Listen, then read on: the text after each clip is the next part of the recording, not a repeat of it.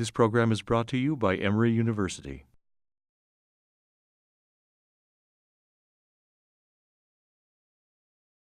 Good morning, everyone. Welcome to Cardiovascular Grand Rounds. It's good to have everyone here today. Our speaker today is Habib Samady, who's no stranger to any of you. He's the director of our Interventional Cardiology program. Habib's original training was in the United Kingdom at Sheffield and did a variety of training. I won't go through the whole list. It'll probably take half the session. He's trained there. He's trained at, did his some training at King's College in the UK, also at the University of Connecticut, and has been at Emory for quite a while now and has really built a fantastic program, research program, as well as has continued to expand our clinical program in interventional cardiology. And today he's going to tell us everything, absolutely everything that's new about interventional cardiology, right? Absolutely. In 50 minutes or less. All right. Right. Thank you so much, Bob. Well, it's good to be here. I haven't had the opportunity to give a talk here in a little while. And what I thought I'd do today is, rather than delve deep into any one field, give you a little bit of an overview of what's new, what's going on in the space. And these are some of our disclosures specific to this talk. You'll see that we have research grants from Volcano, St. Jude, and some of the stent companies, and you'll see many of the papers we present here are published in JACC Interventions, editor-in-chiefs in the audience. So what I thought I'd do today is just talk about advances in the diagnostics of interventional cardiology. We also will touch base on some of the coronary aspects of the therapeutic advances, and then specifically focus on some of the clinical and preclinical research that's being done here in the space, and then say a few words about some of the educational activities that we have here. So with that said, it's sort of a full talk, so I'm going to just launch right into it. We know that when patients come to the cath lab, they arrive to the cath lab with a variety of clinical syndromes, and not all of them have very typical syndromes. Very often we have patients with atypical symptoms and positive stress tests presenting, and the questions that then arise to us in the cath lab is, if there's a lesion, what do we know about the lesion? What may be the culprit lesion in an ACS situation? If there's stable disease and it's non-flow limiting, or it appears to be angiographically, can we derive more information on that? And a lot of patients will come in, especially women and men with persistent chest pain syndromes and no angiographic disease. And there are a number of tools we have in the cath lab to assess them. And finally, some of the imaging tools and the diagnostic tools we have to assess stent sizing and apposition. So with that said, I just want to focus on flow limitations, because if you were to think as clinicians over the last 10, 15 years, what's come out of in the coronary space in the cath lab, I think most of you would agree that fractional flow reserve has made it into the mainstream. And so a couple of words about this. Most of you know that FFR is defined as stenotic flow divided by normal flow. Understanding that in the cath lab, flow is not that easy to measure routinely, so we use pressure as a surrogate of flow, and that's why we usually give hyperemia to make pressure proportional to flow, and therefore FFR is distal pressure divided by aortic pressure during hyperemia. Now, FFR has been validated against a number of non-invasive modalities. You can see here. And the diagnostic accuracy of FFR is pretty robust in the high 70s to high 90s, obviously depending on which non-invasive modality it's been assessed against. I thought this was a nice slide because there's a lot of data in the non-invasive world relating the extent of ischemia to clinical events. And these are data from the FAME-2 study, which, as you recall, was a randomized trial of FFR-guided PCI versus medical therapy. But what I like about this particular paper, this was actually ended up being published in JACC, is that if you look at FFR on the x-axis here, with greater than 0.9, meaning greater than 90% flow allowed by the stenotic artery, all the way down to less than 0.5, that in fact there appears to be a gradient of events. With higher events, the lower your FFR. Now you might say, well, this is a no-brainer. The more disease I have, the more likely I am to have an event. And again, these events are a composite of death, MI, and target vessel revascularization. It's mostly driven by TVR, but nevertheless, you can see that there appears to be a relationship between the severity of your FFR and your outcomes if you're treated medically. Now, this was a randomized trial, and in those patients with an FFR of less than 0.8, by the way, if you're over 0.8, you can see that your event rates are pretty low. If you're less than 0.8 and you get randomized to PCI, your composite event rates are lower. And this study was halted early due to an advantage in the PCI arm. Now, what else is new in FFR? Many, many years ago, about 15 years ago, Nico Peels and Bernard de Bruyn and our group and others had published this paper with the idea that what happens if you measure FFR after stent deployment? Is there any prognostic value there? At that time, it was in the bare metal stent era, and at that time, we found a relationship between post-stent FFR and outcomes. Now, obviously, that was in the bare metal stent era, et cetera. Now, over the years, there's been a number of papers using measuring FFR after drug-eluting stents, and this was a meta-analysis of it, and the punchline is that it appears that FFR continues to have prognostic value even after drug-eluting stent deployment, and the reasons for that might be depicted on this slide. It may have to do with underexpansion of your stent, but most likely it has to do with proximal and distal diffuse disease, although it may pick up some stent-related activity. But this is new, and it's something that people are interested in. Now, I'm going to just pivot and talk to you a little bit about IFR. Now, in all full disclosure, we are on the steering committee of the trial looking at this. But the idea of IFR, and many of you may hear about it in your clinical practice, so I thought I'd just share what it's about. It stands for Instantaneous Wave-Free Ratio. And as opposed to FFR that gives you distal to aortic pressure throughout the cardiac cycle, so it's a mean of the distal to aortic pressure during hyperemia, the idea here is, can you simplify FFR? Now, you might say, well, what's the big deal about giving some adenosine in the cath lab? We give it in the stress lab all the time. But as we deploy this more in multi-vessel disease, where you're doing one lesion, another lesion, it adds to the time. There may be a cost associated with adenosine. There surely is. And all that we feel has something to do with the lack of adoption of FFR, although it is certainly picking up. So the idea with this IFR is that instead of giving hyperemia, you make resting measurements. But you make your resting measurements in a finite period in the cardiac cycle between the dicrotic notch and the end of diastole. And this is termed a wave-free period because intensity wavelet analysis suggests that it's during that period in diastole that it's almost a diastasis period, where the end of the diastasis, where the resistance might be minimal and constant. And you can kind of see even on this graph that if you're measuring something across the whole cardiac cycle as opposed to this period, these two graphs run a little more parallel, and the slope of it is fairly constant. Now, there were a number of studies comparing FFR to IFR, and this is 3 studies that were published simultaneously in JACC in 2013.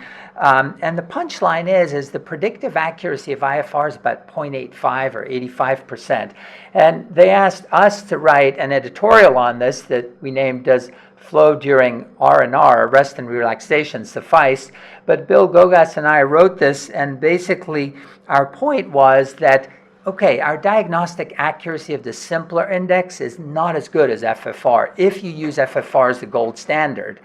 But do we worry about that? Do we focus on FFR, or do we try to move to a tool that's a little simpler to use? Even if you lose a little diagnostic accuracy, it's still better than angiography. And this is something that's subject of further study. The other idea has come up that said, okay, well, what about if you use the hybrid approach? And I know Spencer hates this word hybrid because people use it for absolutely everything. But the idea of this hybrid approach is to say, okay, let's go ahead and do this resting measurement. If your IFR is greater than 0.94, you're getting greater than 0.94, then don't treat or defer. If it's less than 0.85, don't treat. But if you're in this gray zone, in order to enhance your accuracy, go ahead and give your adenosine. And if you do it this way, you achieve a fairly good classification with FFR of 95%, and you do this by reducing the use of hyperemia, which has a cost. Now, others have argued that, you know what, there actually may be advantages of using a resting index over a hyperemic index, believe it or not. It's complicated. We could go into it, but suffice it to say that there's the largest trial of physiology will be presented at TCT. I think it's either at TCT or at ACC. They may not be ready for this at TCT, where patients were randomized in the non-culprit bed. So you come in with ACS or stable disease, and you don't do anything with the culprit lesion, but the non-culprit lesion gets randomized to an FFR versus IFR guided strategy. The FFR cut point's 0.8, the IFR cut point's a little higher at 0.9, and there's follow-up to see if this works. I think that regardless of whether you're in the FFR camp or IFR, you could do both in the hybrid technique. It's fair to say that invasive physiology is here to stay with us. You can see that in the AHA ACC guidelines, this was a few years ago, for intermediate lesions, it has a 2A classification. The Europeans have it as a 1A based on emerging data, and this is likely going to move into the 1 territory. It can also be used to guide revascularization as a metric in the NCDR. So let's move on and talk a little bit about a lot of our patients that come to the cath lab and they have, quote, non-obstructive disease. Now, by some measures, if you look at the NCDR data, this is up to 40% of patients that come to the cath labs or across the country. And oftentimes the interventionalists and the cath lab gets assessed in terms of a quality metric as to how you're doing on that, and that's another question. But I think we might be able to get some answers from invasive physiology in the cath lab, even in those patients that have non-obstructive disease. This was a nice paper by Bill Fearon and his group at Stanford, where they looked at such patients. And by the way, we have a similar database that we're looking to, actually Pooja Mita is looking to analyze this, our clinical data, and there she is, she just walked in and submitted for publication. But Bill's group looked at this and said, okay, let's take these patients with chest pain and non-obstructive disease and let's see. Now, admittedly, these are not consecutive patients, but they're patients with refractory symptoms, and let's see if we can identify another cause for their chest pain. And they found that a good number of them had endothelial dysfunction, some had microvascular dysfunction, some actually had low FFR. The epicardium had mild diffuse disease throughout that angiographically looked fine. A lot had myocardial bridging, and we've been very interested in that. Michel Corban and Olivia Hung had written a nice state-of-the-art review in JACC on myocardial bridging. And importantly, a small group had no abnormality, which is also helpful to know for the referring clinicians. Now, I wanted to share with you that beyond FFR, and actually I didn't even put IFR on this, but IFR falls on here, which is indices of epicardial assessment, FFR hyperemic stenosis resistance, which requires both pressure and velocity, so it's not used that often. And then we have specific indices of the microvasculature, IMR and HMR. And then, of course, coronary flow reserve, which is what is measured non-invasively, gives you the aggregate of the epicardium and the microvasculature, which is important clinically. But if you're trying to figure out, if you're trying to isolate whether it's a microvascular or an epicardial issue, we have specific indices. IMR was introduced by Bill Fearon, and the idea here is, look, if you can measure flow, and you can measure pressure. If you remember Ohm's law, that's the one law I remember from physics, V equals IR, you can derive resistance, right? Resistance equals pressure divided by flow. So in this particular case, the resistance is measured by looking at pressure and then looking at flow using thermolution in the cath lab. It's very, very simple to do. It's quick and easy to do using our pressure wire indices. Now, IMR has been, a normal range has been defined, an abnormal range is loosely defined, but importantly, IMR may have value in the post-infarct setting. You have someone that has a STEMI or a non-STEMI and you want to assess what the residual microvasculature looks like. That's when you can assess IMR. And that's exactly what Jackie Leyland and the group did here from Scotland, where they measured IMR in a number of clinical scenarios. As you'd expect, the controls had lowish IMR.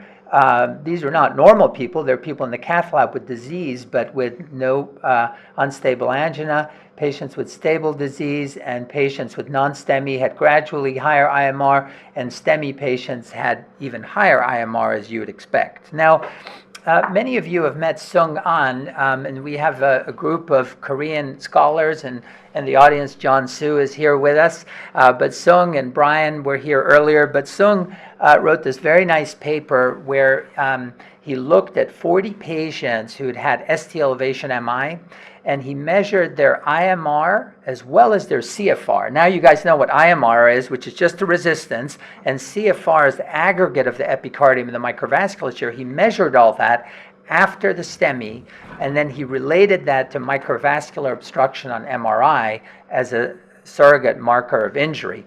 And he found that when you combine IMR and CFR, that you can see here in the AUC in red is pretty good for detecting microvascular obstruction after STEMI. You might say, well, why do I care? My patients had a STEMI. But as you know, there are a lot of therapies now that are directed to STEMI patients after they have a heart attack, whether it's cell therapy, pharmacology, et cetera. And now you can isolate those that don't recover their microvasculature. And then, of course, IMR itself has prognostic value after heart attacks.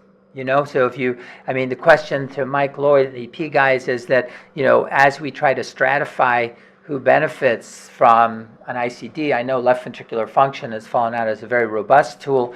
I know, Mike, you're working with Ernie Garcia to do a lot of other analyses looking at what are the predictors of people, whether it's with CRT or other things that benefit from either CRTD or ICDs. This is an area where the microvasculature can inform those patients at highest risk for recurrent events. Now, I just say this because there's another way to measure resistance. That's with the combined wire, and I just put that up for completeness sake. Now, remember what we've talked about so far are the fixed changes in resistance, right? And we can do this routinely in the cath lab.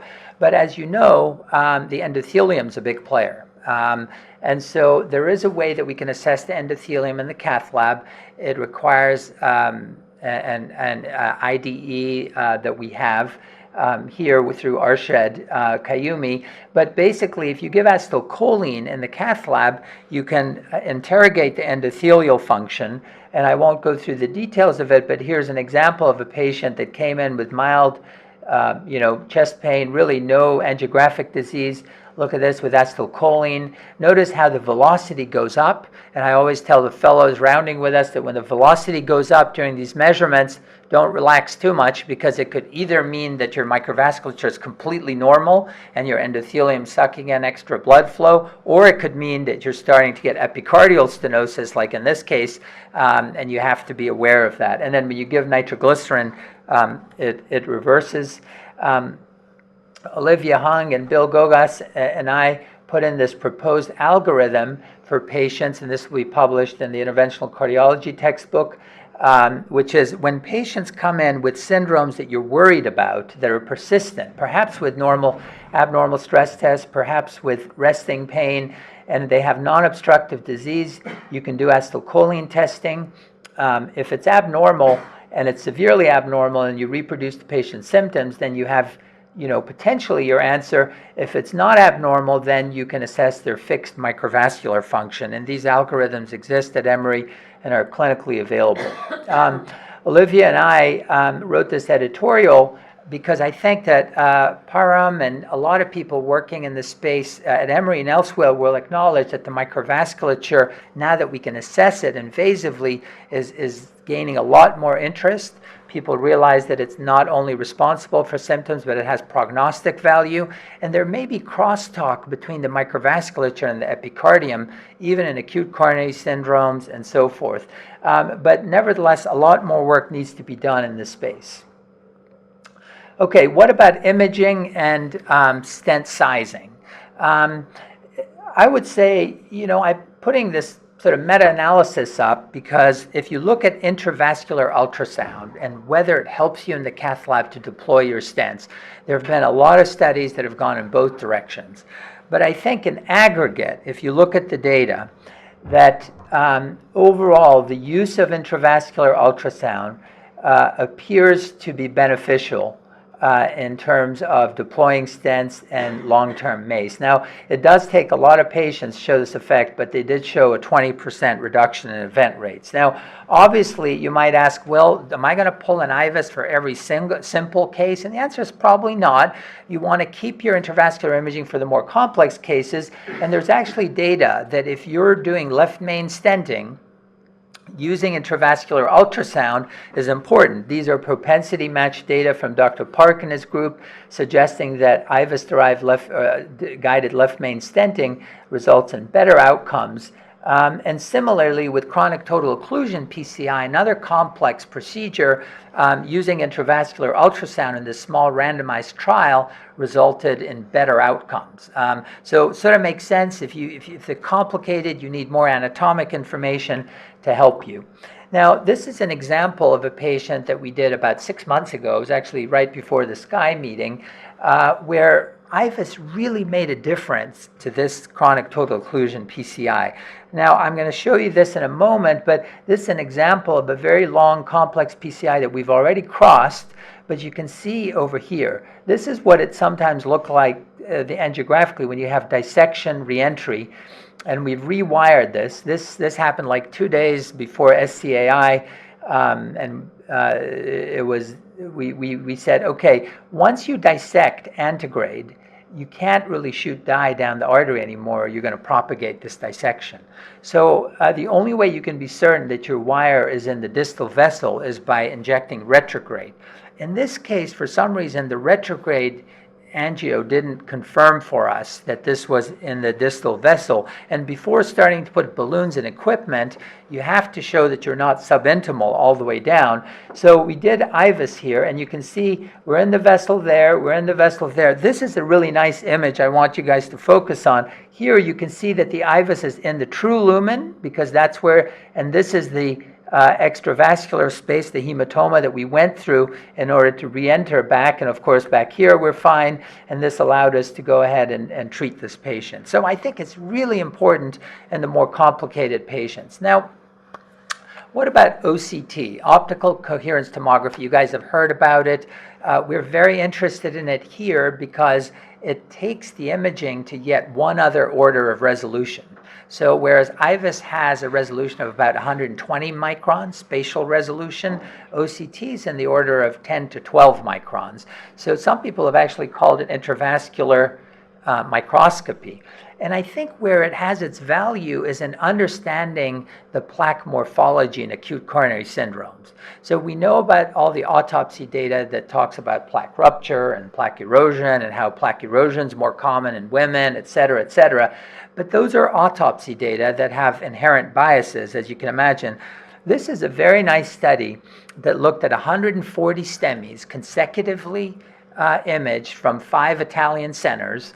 And what they found when they looked at both men and women is that plaque rupture accounted for only 50% of the lesions that cause STEMI, Plaque erosion accounted for 25%, and incidentally, the distribution was similar between men and women. Women did have more spontaneous coronary artery dissections, which is an entity that is becoming more and more recognized. And of course, with OCT, because you have to remove the blood to image and you have all that thrombus, clearly there was some unclassifiable or unimaging several images that couldn't be interpreted. So this also has its limitations because of that, but nevertheless, I think OCT is going to really help us tailor our interventional therapies. People have argued that in plaque erosion, if you suck out the clot and you treat patients with DAPT, why on earth would you need a metallic stent in there, right?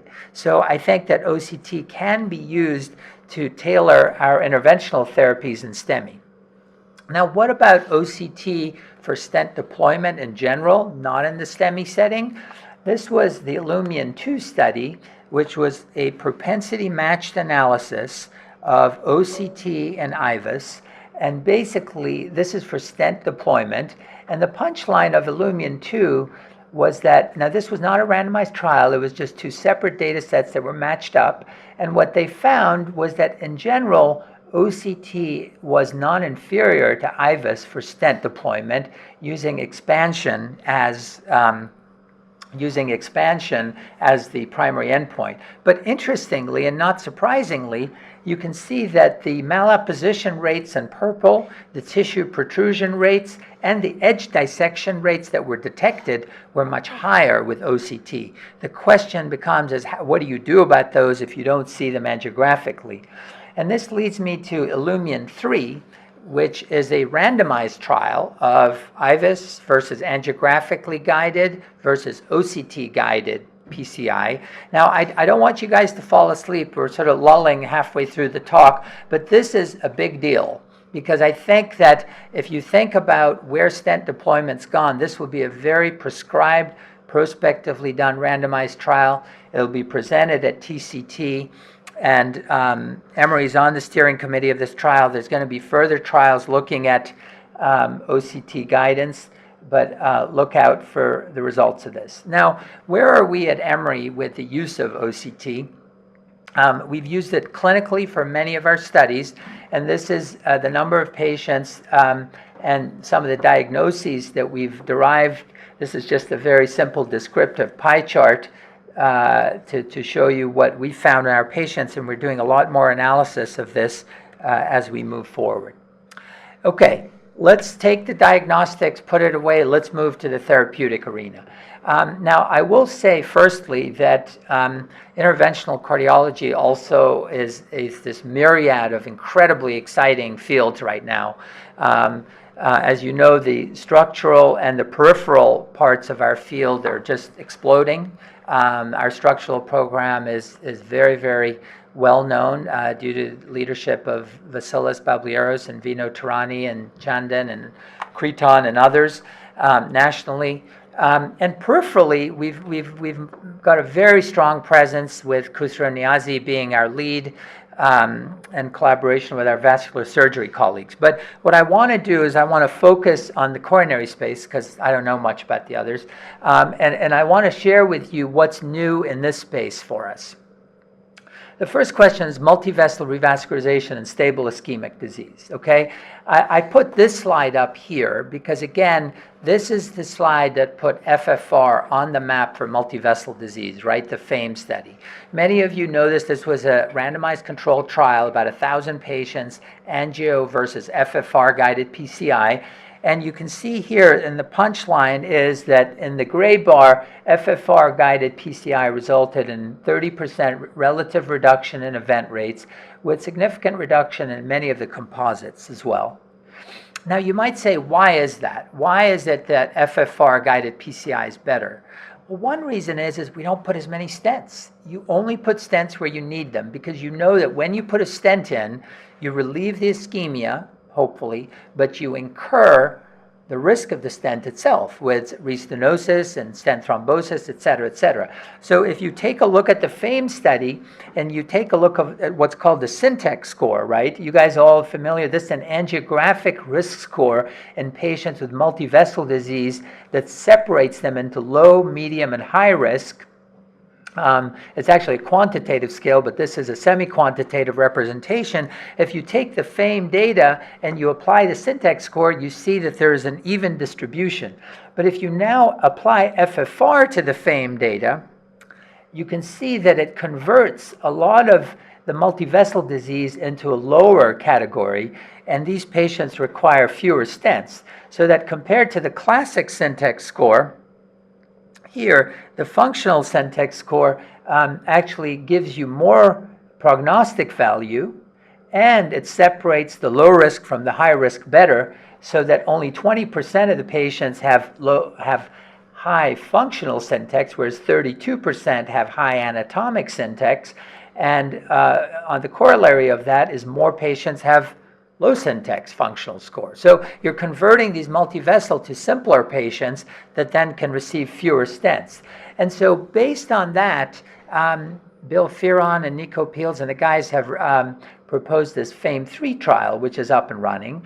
And the rationale for FAME-3 is, look, if you look at the original syntax trial, I'm sure you all remember it, it was PCI versus CABG. The PCI was with first-generation drug-eluting stents, and the punchline of Syntax 1 was that CABG was better. It was multivessel disease, it was very advanced, and you can see that CABG was better. Now, if you look at the FAME study, albeit a separate population, separate findings, but what they found is compared to angio-guided PCI, which was done here, FFR-guided PCI was better. So the obvious question is how would FFR-guided PCI of multivessel disease fare against bypass, particularly if we use the newer generation drug-eluting stents?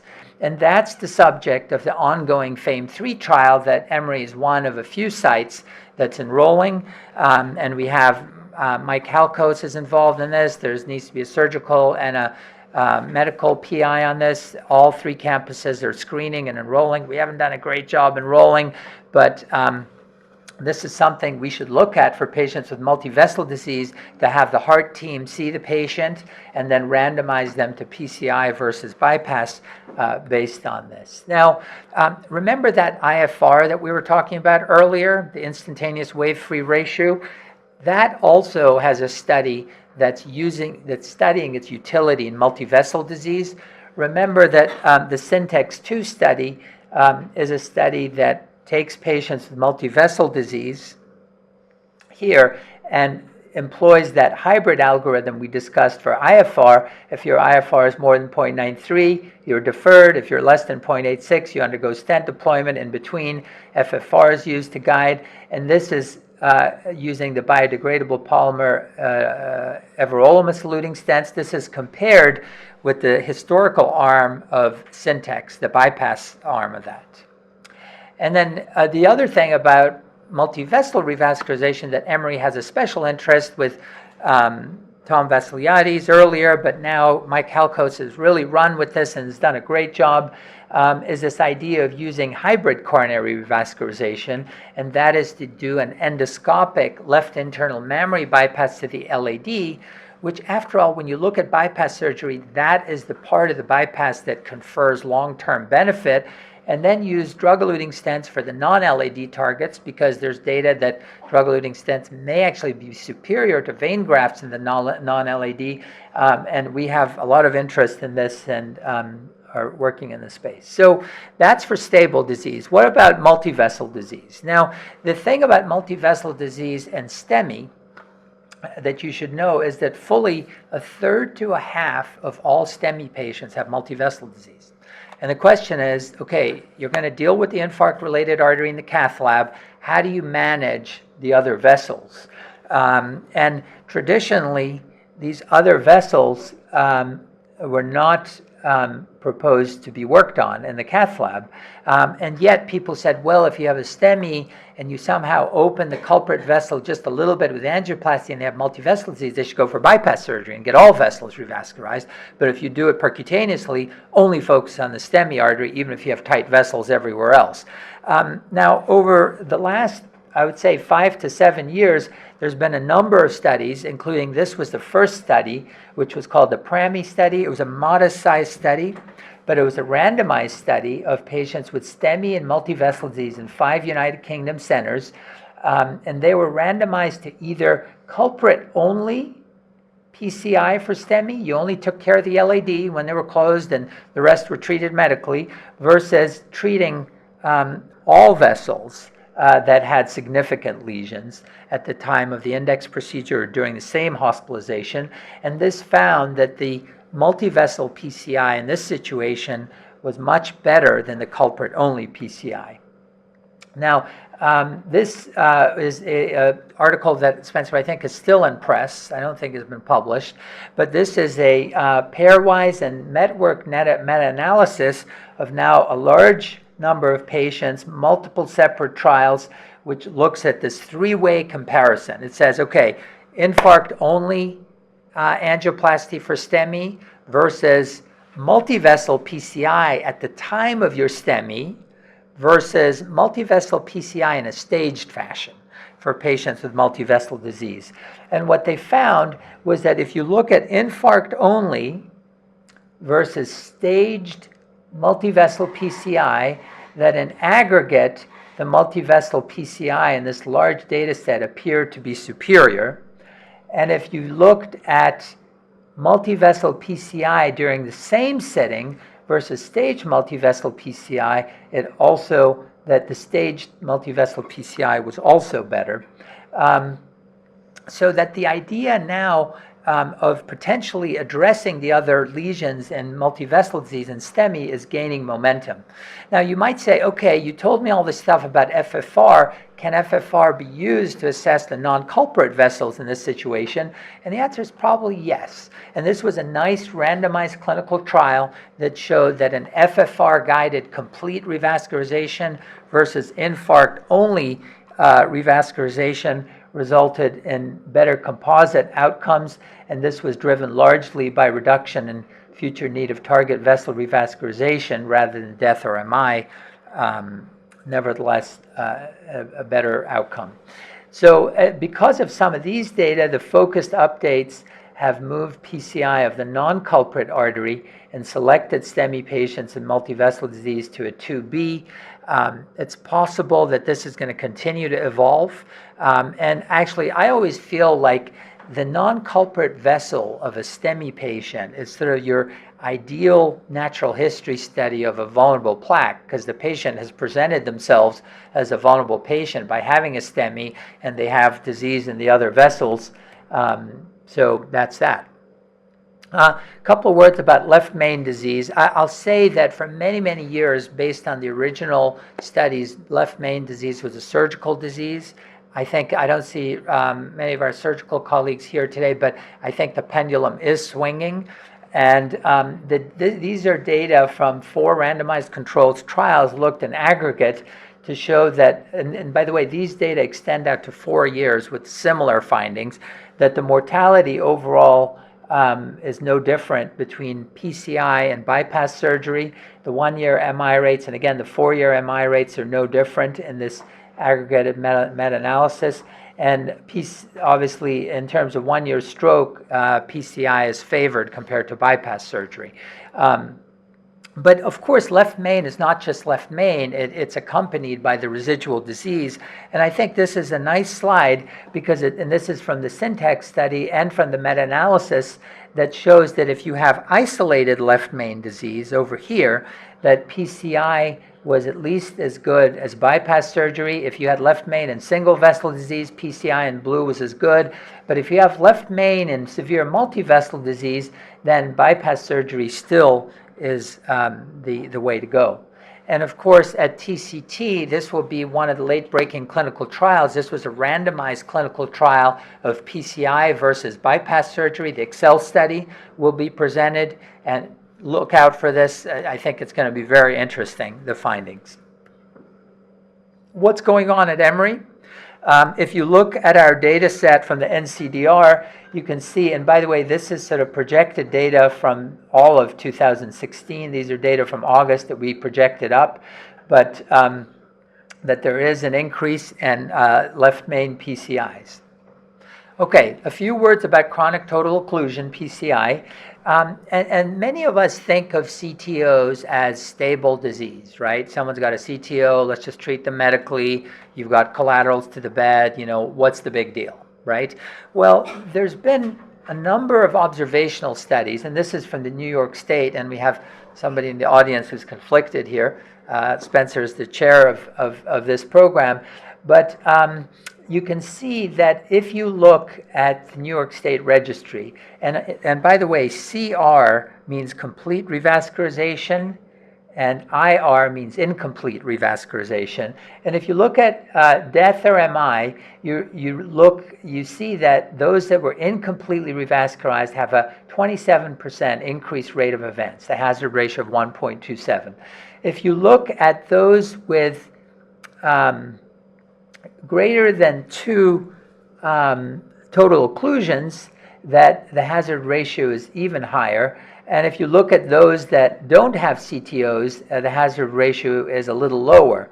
So based on this and many other studies, there's a sense that these chronic occlusions are not as benign as we thought, and that they do confer additional risk. Now, whether this risk is because when you've got one vessel occluded and then you jeopardize another bed, you don't have collaterals and your infarct size is larger, or whether it then predisposes you to more scar or arrhythmia, we don't know. But we do think that there's adverse prognosis in this setting. Now, parallel to this, the techniques for CTO PCI have advanced. And the Japanese have pioneered this a long time ago. In the US, this hybrid strategy has been pioneered. And the idea here is that instead of taking 4 or 5 hours, you do rapid escalation techniques, and you can either go antegrade with wire escalation, the dissection reentry case that I showed you, or retrograde. And by moving quickly and making quick, careful decisions, you're able to tighten your game, use less contrast, less fluoro, and make these things achievable and financially reasonable. And so then you can deploy it to your patient. Now, there's been a lot of discussion about how can I select what patient is reasonable to undergo CTO PCI. And it turns out that there are 2 angiographic scores. Obviously, you have to have a clinical reason to do it, right? The appropriateness criteria, et cetera. But there's some angiographic scores that we can study, and we can say, look, our chance of successfully fixing this is 60% or 90%, and we use this clinically. And there was a recent one that was described. There's only 2. There's JCTO, the Japanese one, and then this is the American one that Manos Brelakis was the senior author on. And basically, he found that the progress score was as good as the Japanese score for predicting angiographic success. And Wissam Jaber and I wrote an editorial on this paper, basically saying that this is all well and good, guys, that you can predict success, but we need clinical trials randomizing patients to CTO versus medical therapy. And the other thing we asked for in this editorial was that it's all well and good to predict angiographic success, but as a clinician, what I want to know is, can I predict outcomes? Can I look at a patient with CTO and look at their multiple vessels, do a detailed angiographic score, and can I predict what this patient's outcome would be with or without PCI? And it turns out that data did not exist in the literature and still doesn't. And so we have looked at our data at Emory, where we've looked at, amongst all our CTOs done in the last 4 years, we've looked at 260 patients, and Farshad Farzandeh and John Su in the audience has been really leading this work for us phenomenally. And what we've said is, let's see if these scores, whether it's the JCTO score or the new progress score, whether they have prognostic value. And in fact, we found that the newer score has even better prognostic value. If you have more than 3 points in your progress score, your outcomes are not very good, regardless of whether you get the CTO or not, and maybe this can be used to inform patient selection.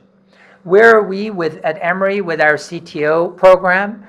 You can see that there's been steady growth. I can tell you that just by way of benchmarking us nationally, the largest center in the country was Columbia, and one of our ex-fellows, Dimitri Karpeliotis, is there, and I texted him yesterday saying, what are your numbers at Columbia? Because I just looked at our numbers, and he said that they're on target to get 300 this year, and that's the largest center. And we're also on target. This is projecting out 2016. But I tell you, we've been very careful about patient selection, but I think we have a larger center, and we're excited about the progress and all the resources that have been deployed here.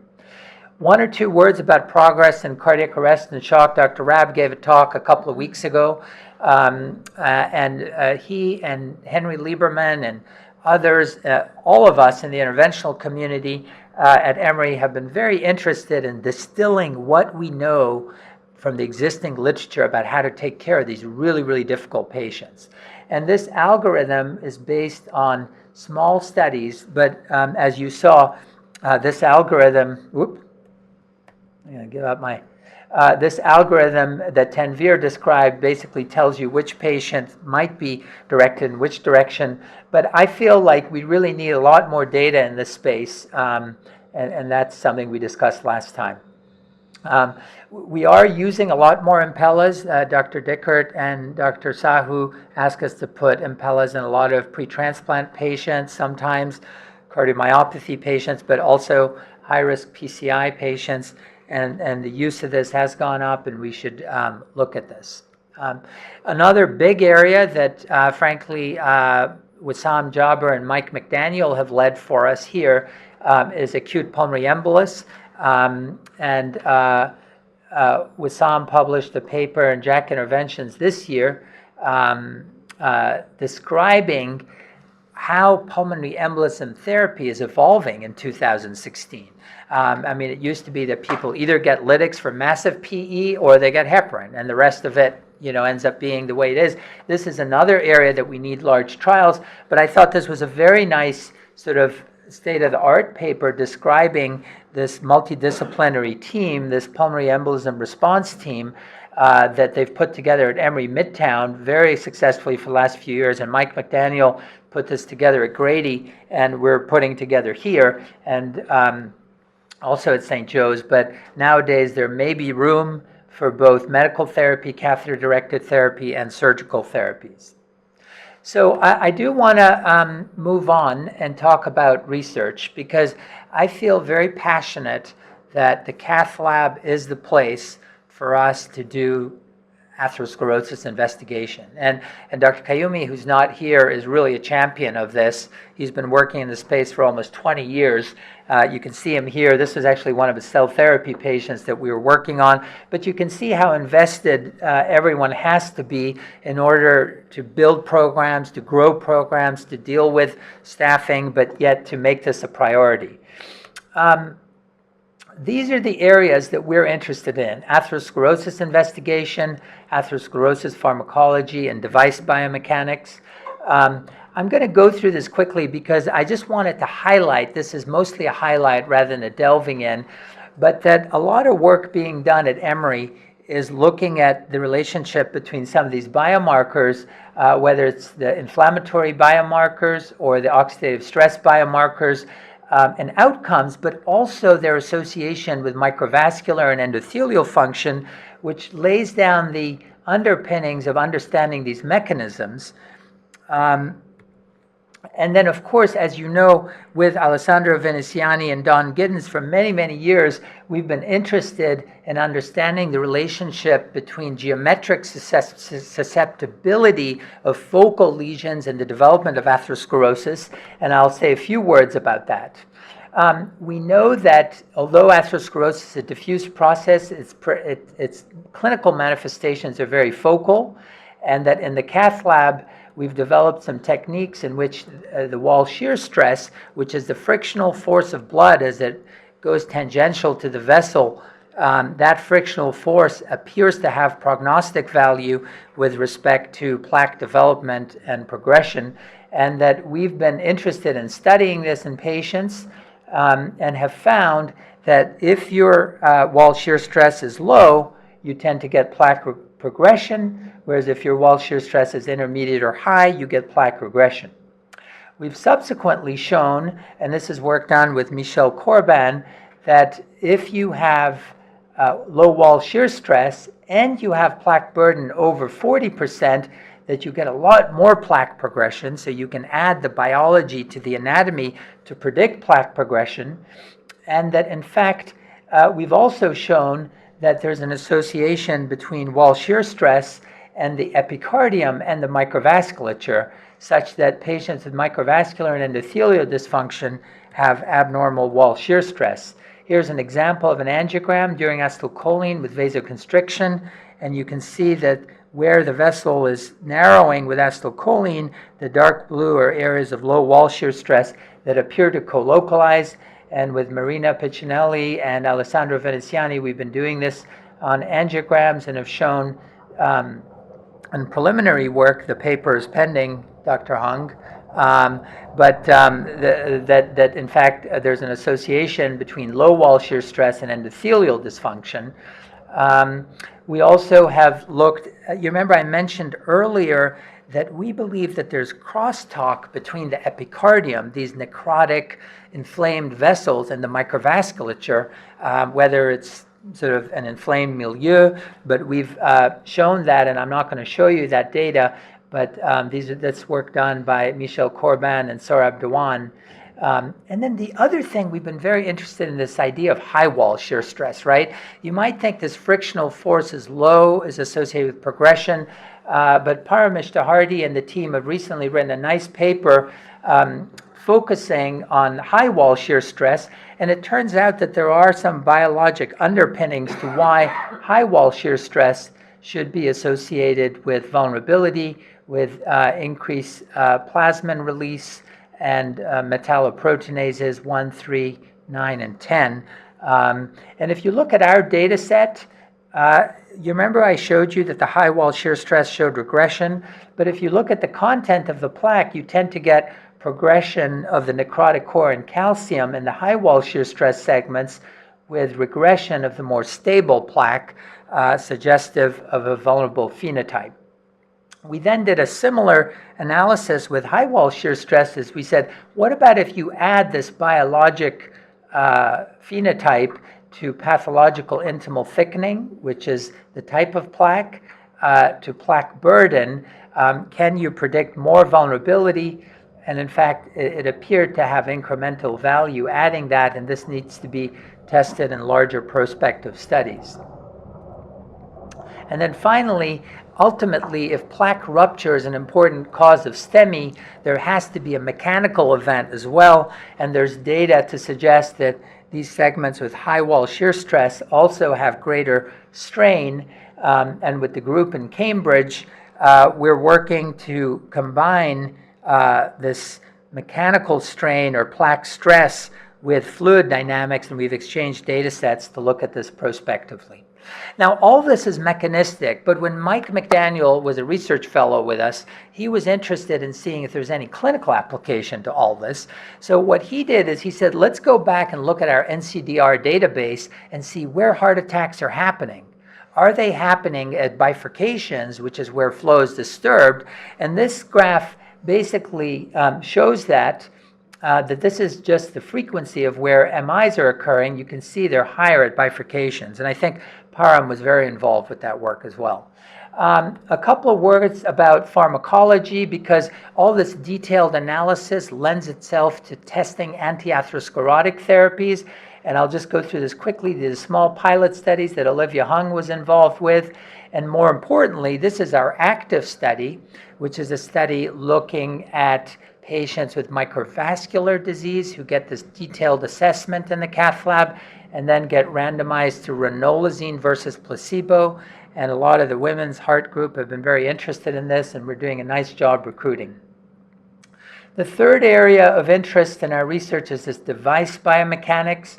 And the bottom line here is, all stents are not equal. As you know, this idea that bioresorbable stents come and go, that you can see that you get resorption of the stent with potential recovery of vasomotion, and perhaps over time, even enlargement of the lumen based on some early human data.